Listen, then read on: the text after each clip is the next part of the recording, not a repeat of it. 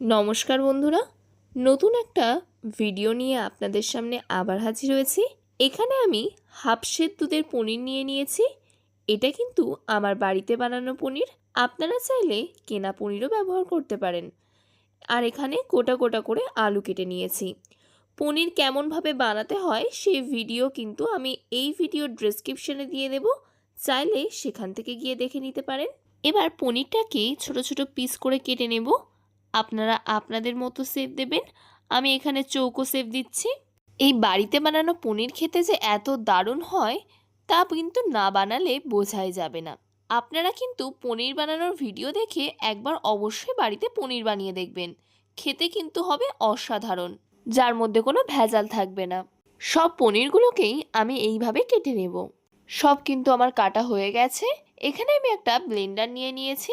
এই ব্লেন্ডারের মধ্যে দিয়ে দেব দুটো টমেটোকে ঠিক আমি এমন টুকরে কেটে নিয়েছিলাম, সেটাকেই দিয়ে দিচ্ছি কিছুটা আদা আর কিছুটা ধনিয়া পাতা।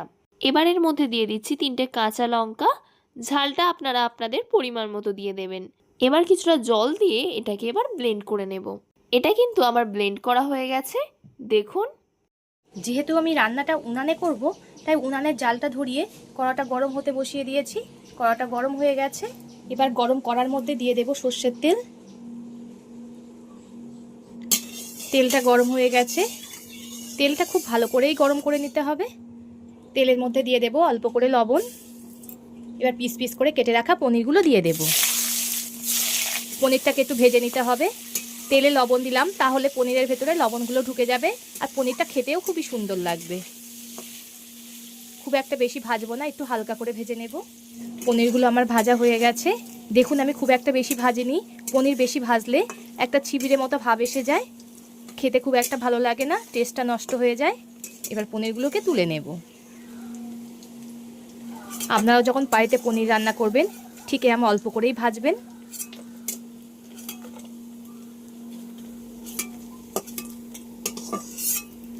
সব পনিরগুলো আমি তুলে নিয়েছি।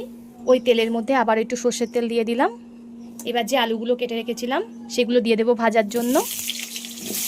আলুগুলো খুব ভালো করে ভেজে নেব। আলুগুলো সময় নিয়ে খুব ভালো করে ভেজে নিয়েছি। এবার তুলে নেব। ওই তেলের মধ্যে দিয়ে দেব 1 টুকরো দারচিনি, 2টো লবঙ্গ, একটা শুকনো লঙ্কা, একটা তেজপাতা। ফোড়ন থেকে সুন্দর একটা মিষ্টি গন্ধ বেরালে ব্লেন্ডারে যে মশলাটা করে রেখেছিলাম সেটাকে দিয়ে দেব। মশলাটা খুব ভালো করে কষিয়ে নিতে হবে। যত সুন্দরভাবে মশলা কষানো হবে তরকারির টেস্ট ততই সুন্দর আসবে। একটু সময় নিয়ে খুব সুন্দরভাবে কষিয়ে নেব। এতে দিয়ে দেব স্বাদ মতো লবণ, পরিমাণ মতো হলুদ গুঁড়ো। আবার একটু কষিয়ে নিতে হবে।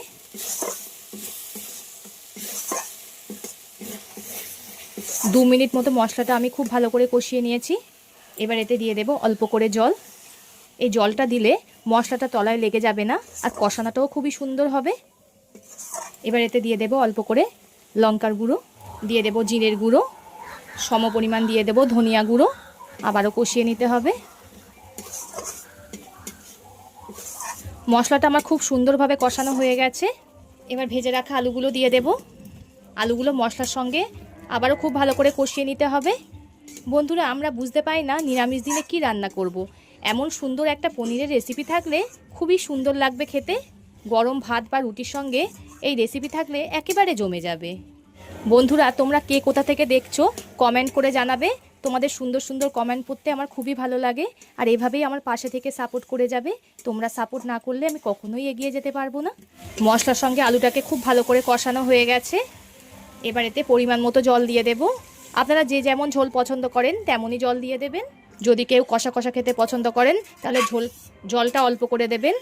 যদি কেউ কষা কষা খেতে পছন্দ করেন জলটা অল্প দেবেন। আর যদি কেউ ঝোল চান একটু জলটার পরিমাণটা বাড়িয়ে দেবেন।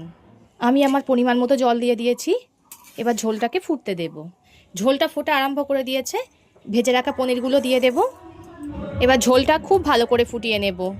ঝোলটা দেখুন ফুটে কত সুন্দর কমে গেছে আর ঘনও হয়ে এসছে। এবার এতে দিয়ে দেব 4 চামচের 1 চামচ কাসৌরি মেথি। এটা আপনারা স্কিপও করতে পারেন। এই কাসৌরি মেথি দিলে তরকারির টেস্টটাও খুব সুন্দর আসবে। এবারেতে দিয়ে দেব অল্প করে চিনি। এই চিনিটা চাইলে আপনারা স্কিপও করতে পারেন। এটা যেহেতু নিরামিষ তরকারি, সকলেই একটু মিষ্টি মিষ্টি খেতে পছন্দ করে, তাই আমি এখানে চিনিটা ব্যবহার করলাম। আর এই পনির কিন্তু আমার বাড়িতে বানানো। পনির বানানোর ভিডিওটা এই ভিডিওর ডেসক্রিপশানে আমি দিয়ে দেব, চাইলে ওখান থেকে আপনারা দেখে নিতে পারেন। তো আজকের ভিডিওটা কেমন হয়েছে কমেন্ট করে কিন্তু জানাতে ভুলবেন না। ভিডিওটা ভালো লাগলে লাইক, শেয়ার এবং কমেন্ট করে দেবেন। এবারেতে দিয়ে দিচ্ছি গরম মশলা গুঁড়ো। এটাও কিন্তু আমার বাড়িতে বানানোই গরম মশলা।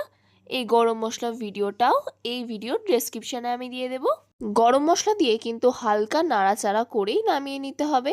এতক্ষণ ধরে ধৈর্য ধরে ভিডিওটা শেষ পর্যন্ত দেখার জন্য অসংখ্য ধন্যবাদ।